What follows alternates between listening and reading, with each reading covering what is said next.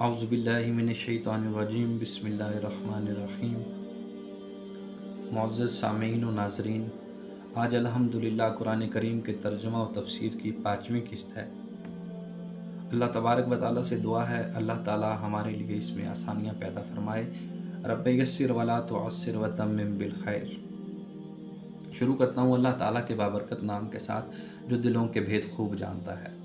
بسم اللہ الرحمن الرحیم۔ ان الذین کفروا سواء علیہم اانذرتہم ام لم تنذرہم لا یؤمنون۔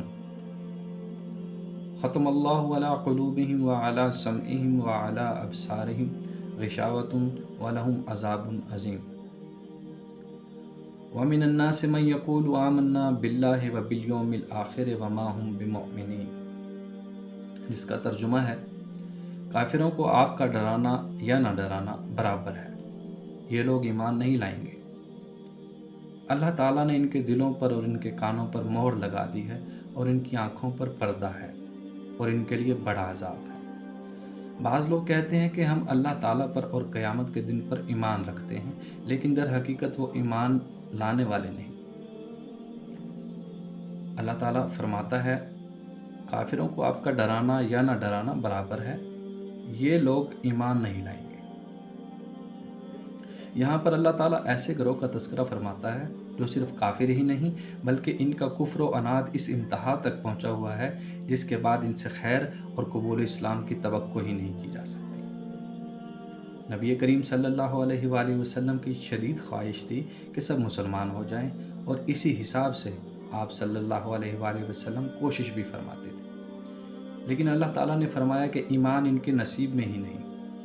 یہ وہ چند مخصوص لوگ ہیں جن کے دلوں پر مہر لگ چکی ہے، جیسے ابو جہل اور ابو لہب وغیرہ، ورنہ آپ صلی اللہ علیہ وآلہ وسلم کی دعوت و تبلیغ سے بے شمار لوگ مسلمان ہوئے، حتیٰ کہ پورا جزیرہ عرب اسلام کے سائے عاطفت میں آ گیا۔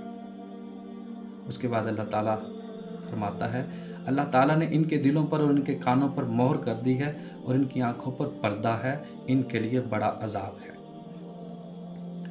یہ ان کے عدم ایمان کی وجہ بیان کی گئی ہے، چونکہ کفر و معصیت کے مسلسل ارتکاب کی وجہ سے ان کے دلوں سے قبول اسلام کی استعداد ختم ہو چکی ہے۔ ان کے کان حق بات سننے کے لیے آمادہ نہیں اور ان کی نگاہیں کائنات میں پھیلی ہوئی رب کی نشانیاں دیکھنے سے محروم ہیں۔ تو اب وہ ایمان کس طرح لا سکتے ہیں؟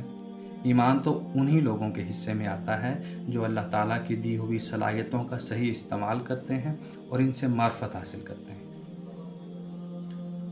رسول اللہ صلی اللہ علیہ وآلہ وسلم نے فرمایا مومن جب گناہ کر بیٹھتا ہے تو اس کے دل پر سیاہ نقطہ پڑ جاتا ہے۔ اگر وہ توبہ کر کے گناہ سے باز آ جاتا ہے تو اس کا دل پہلے کی طرح صاف اور شفاف ہو جاتا ہے، اور اگر وہ توبہ کی بجائے گناہ پر گناہ کرتا جاتا ہے تو وہ نقطہ سیاہ پھیل کر اس کے پورے دل پر چھا جاتا ہے۔ نبی کریم صلی اللہ علیہ وآلہ وسلم نے فرمایا یہی وہ زنگ ہے جسے اللہ تعالیٰ نے بیان فرمایا ہے، یعنی ان کے کرتوتوں کی وجہ سے ان کے دلوں پر زنگ چڑھ گیا ہے۔ اسی کیفیت کو قرآن نے ختم یعنی مہر لگ جانے سے تعبیر فرمایا ہے، جو ان کے مسلسل بدعمالیوں کا منطقی نتیجہ ہے۔ اگلی آیت میں اللہ تعالیٰ فرماتا ہے بعض لوگ کہتے ہیں کہ ہم اللہ تعالیٰ پر اور قیامت کے دن پر ایمان رکھتے ہیں، لیکن وہ در حقیقت ایمان والے نہیں۔ تو یہاں پر اللہ تعالیٰ تیسرے گروہ یعنی منافقین کا تذکرہ فرماتا ہے، جن کے دل تو ایمان سے محروم تھے مگر وہ اہل ایمان کو فریب دینے کے لیے زبان سے ایمان کا اظہار کرتے تھے۔ اللہ تعالیٰ نے فرمایا وہ نہ تو اللہ کو دھوکہ دینے میں کامیاب ہو سکتے ہیں کیونکہ اللہ تعالیٰ تو سب جانتا ہے، اور نہ ہی اہل ایمان کو مستقل فریب میں رکھ سکتے ہیں کیونکہ اللہ تعالیٰ وحی کے ذریعے سے مسلمانوں کو ان کے فریب سے آگاہ فرما دیتا تھا۔ یوں اس فریب کاری کا سارا نقصان خود انہی کو پہنچا کرتا تھا۔ انہوں نے اپنی عاقبت برباد کر لی اور دنیا میں بھی رسوا ہوئے۔ اللہ تبارک و تعالیٰ سے دعا ہے اللہ تبارک و تعالیٰ ہمیں گناہوں سے بچنے اور جو گناہ سرزد ہو جاتے ہیں ان سے توبہ کرنے کی توفیق عطا فرمائے۔ وما علینا الا البلاغ المبین۔